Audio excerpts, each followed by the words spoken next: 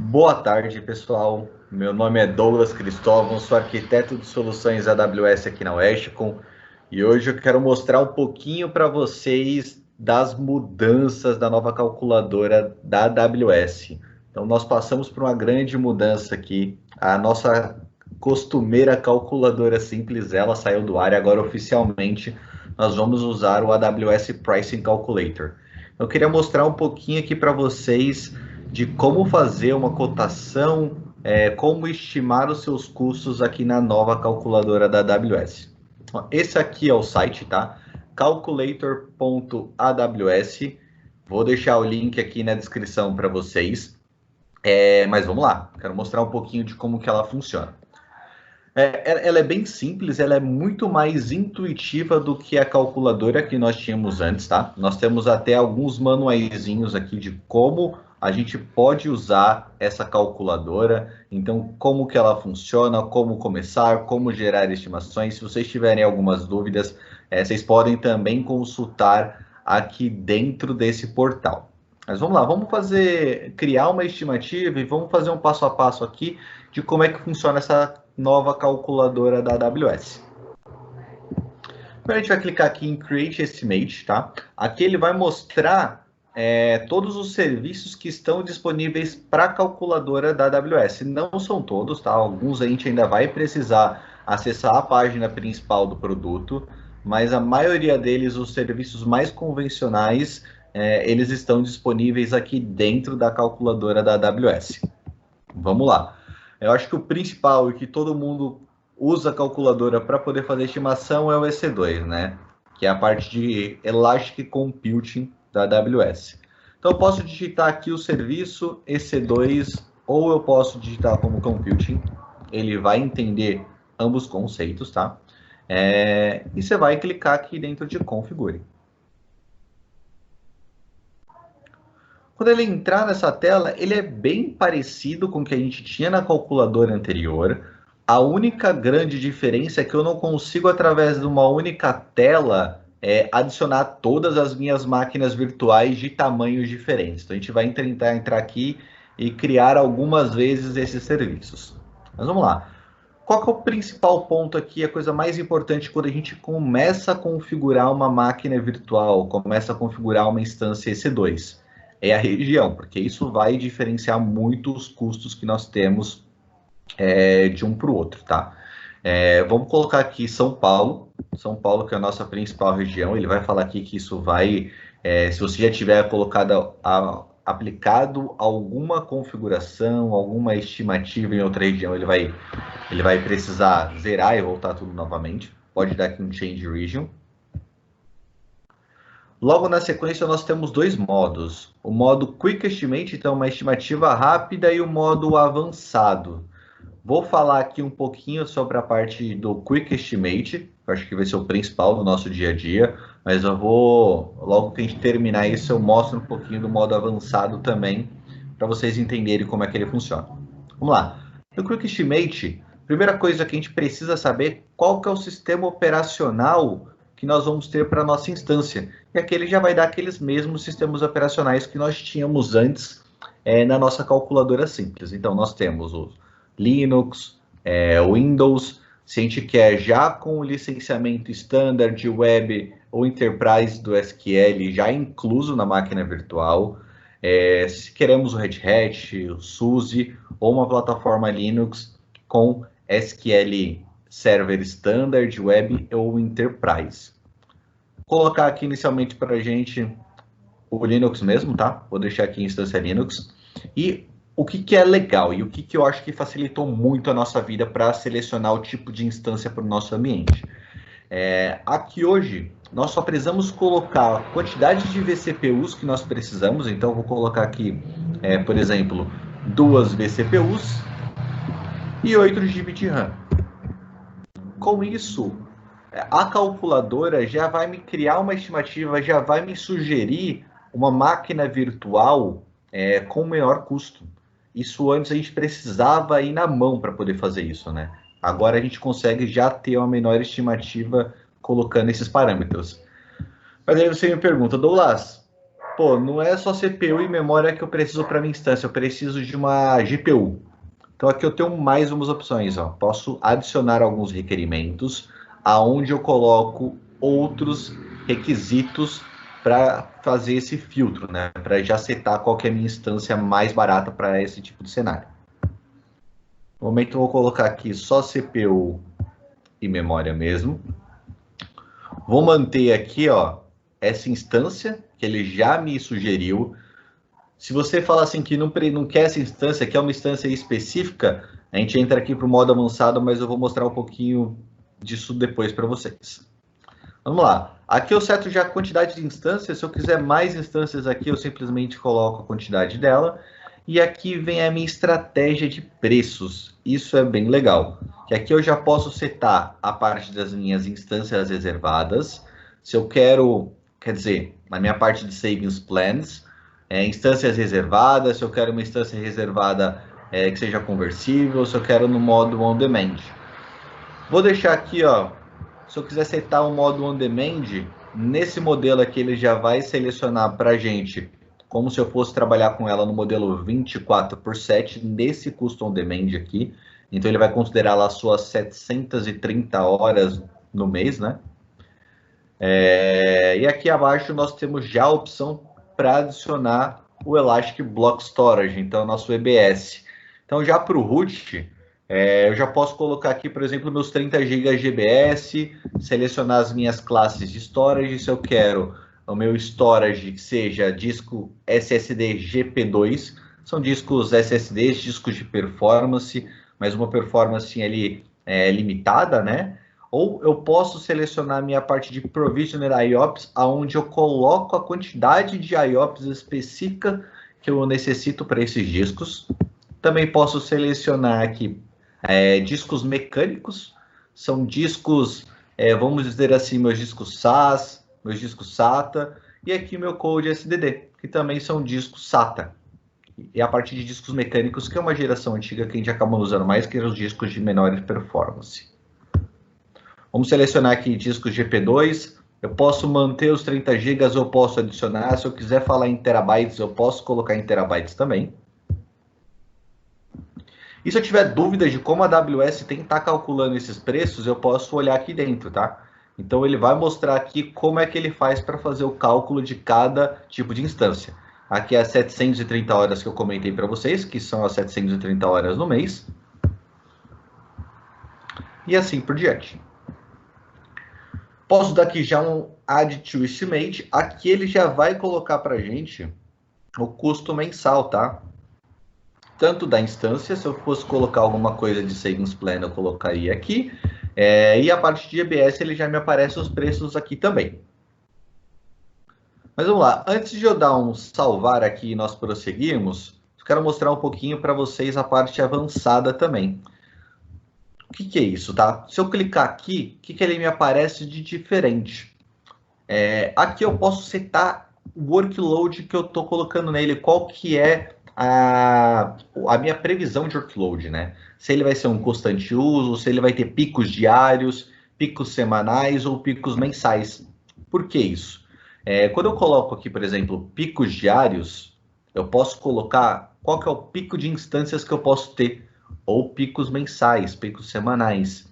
Então vamos dizer assim que eu tenho previsto já que deva subir uma quantidade de 4 instâncias em determinado período. Então eu posso colocar aqui quantos dias, quantas horas, quantos minutos eu devo ter, esperar esse meu pico. Se eu já tenho alguma previsibilidade de como isso vai acontecer, eu posso setar que ele já vai calcular essas instâncias, né, para esses períodos específicos. Isso nós não tínhamos antes. Então isso aqui é bem legal para a gente já ter uma previsão de custos quando a gente está falando nesse cenário on demand, para alguns picos específicos que nós podemos ter durante o nosso dia a dia.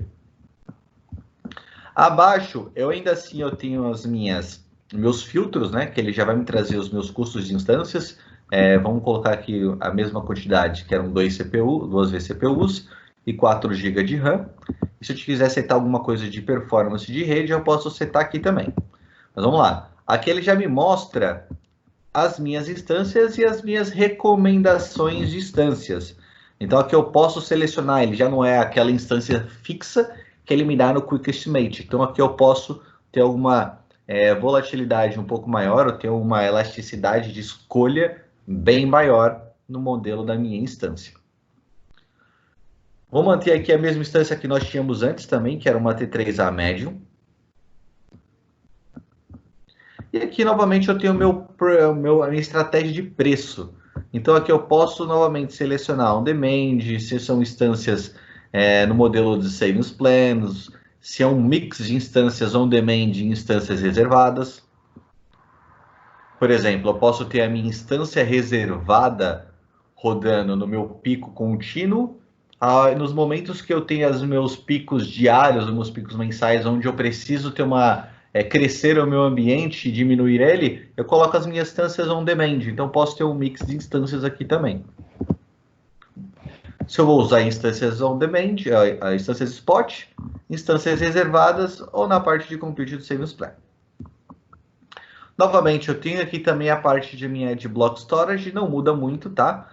O que muda aqui é se eu quero já setar as minhas frequências de snapshot. Isso nós tínhamos na calculadora anterior, onde quando eu ia fazer a configuração de EBS, eu poderia já setar se eu queria ter snapshots ou não, ele já daria uma previsibilidade para mim. Então aqui eu consigo também já selecionar a parte de snapshots, a minha frequência do meu backup, né? E a parte de inbound e outbound, que é muito importante aqui para nós fazermos essa estimativa, eu também posso colocar aqui. E aqui ele já vai dar a minha estimativa de preço para ele. Lembrando, tráfego de inbound, tudo que entra para seu consumo de AWS, ele não é cobrado, tá? O tráfego entre regiões, ele é cobrado se eu tiver um tráfego entre a minha região de São Paulo e a minha região de Ohio ou de Virgínia. É um tráfego, é um custo menor, mas é um custo que é cobrado. E outbound também. Então, tudo que sai da cloud hoje, tudo sai da AWS, você tem um consumo, você tem um custo por isso, né? Então, é sempre bom você colocar essa estimativa. Só para a gente seguir, vou voltar aqui para o modo do Quick Estimate. Ele já vai ter salvo tudo que eu já tinha colocado antes. E eu vou dar aqui um Add to Estimate. Quando eu entro aqui, ele vai ter como se fosse o meu carrinho de compra, aonde eu tenho o meu serviço que eu coloquei lá dentro. Legal, eu posso inclusive adicionar grupos. Se eu quiser fazer grupos aqui dentro,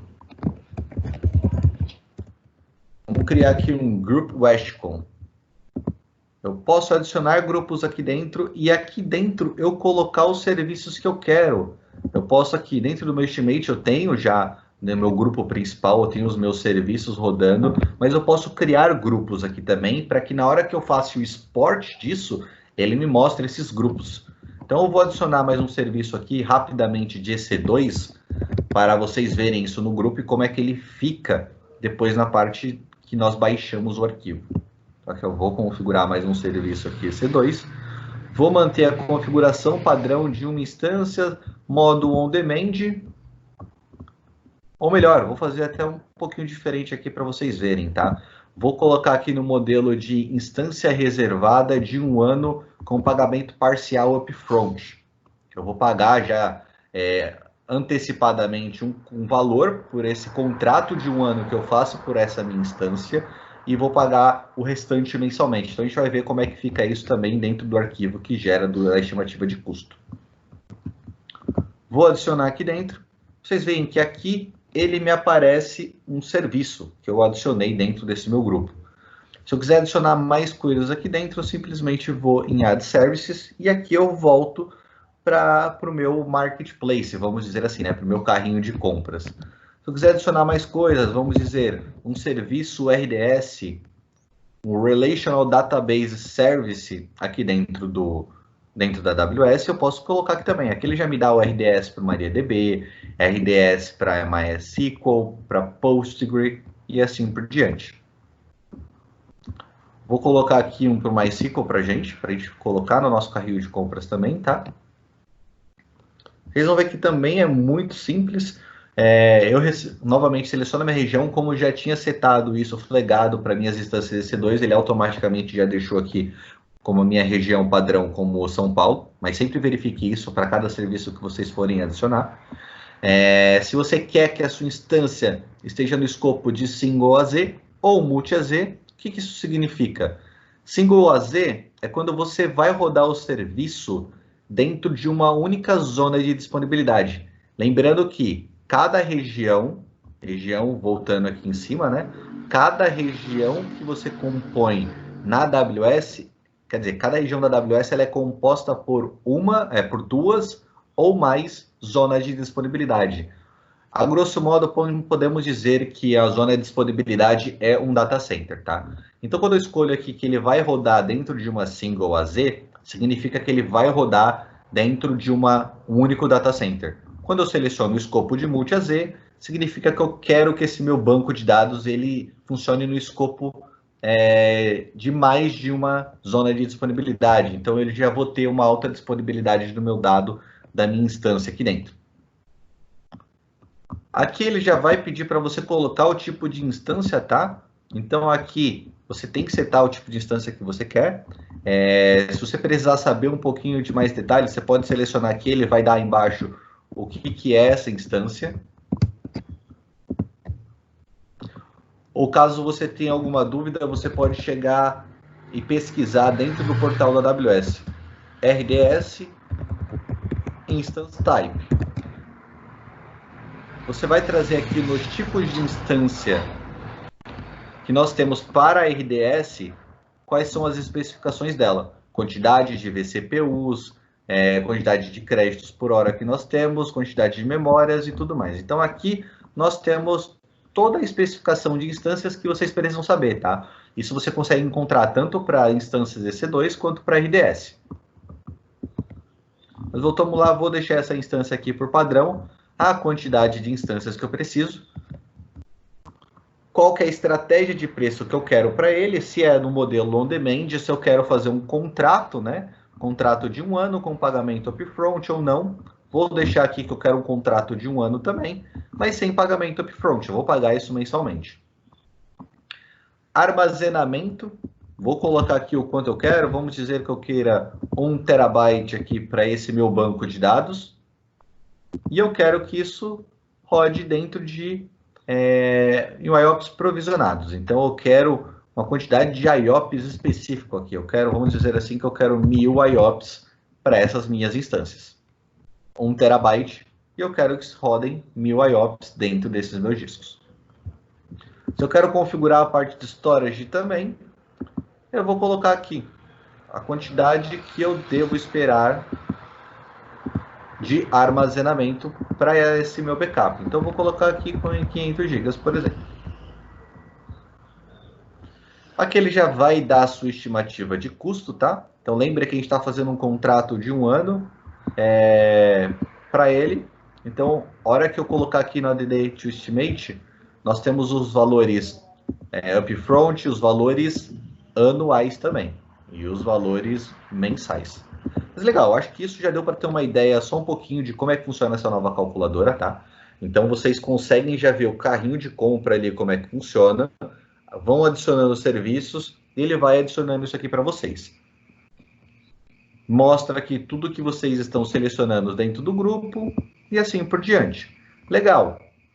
É isso aqui que eu preciso para estimar os meus custos. O que eu faço agora?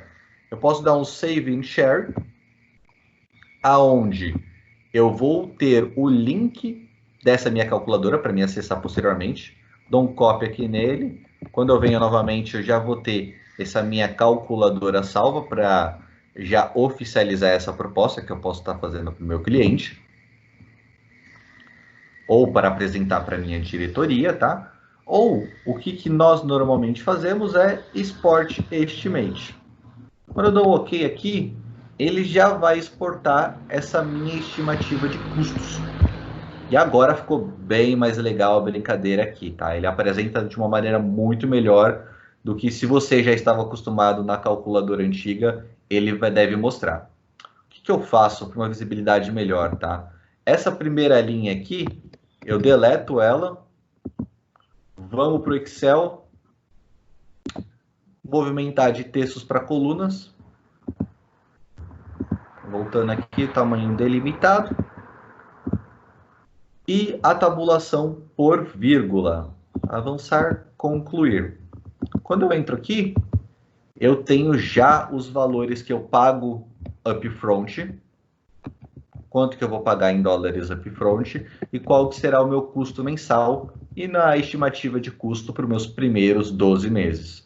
Então aqui ele já mostra qual que é, a moeda corrente, né? Aqui nós estamos falando em dólar. E ele já aparece uma breve descrição dessa minha instância. É legal que nós não tínhamos isso antes. Então aqui ele mostra, inclusive, o modelo da instância que você está cotando.